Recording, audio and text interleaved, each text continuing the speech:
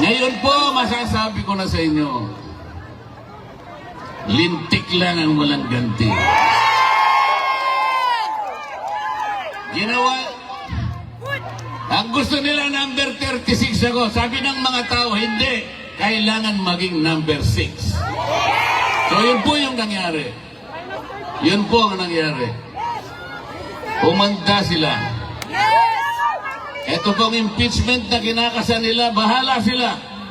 Bahala sila.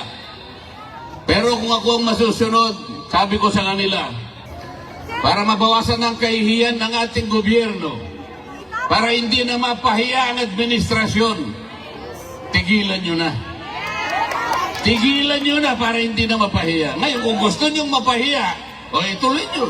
Kahit saan tayo mapunta, hindi mananalo ang kalaban ng ating Vice President. Sinabi ko na noong una, uulitin ko sa inyo, kung ayaw nilang itigil, nasa sa kanila.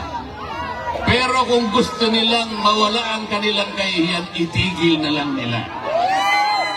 Ngayon, ayaw niyong tumigil, purbahan natin. Sige, isulong ninyo. Pareho din naman ang mangyayari. They will not be able to remove the Vice President. Itaga mo sa bato yan. Itaga nyo sa bato yan. Walang mangyayari.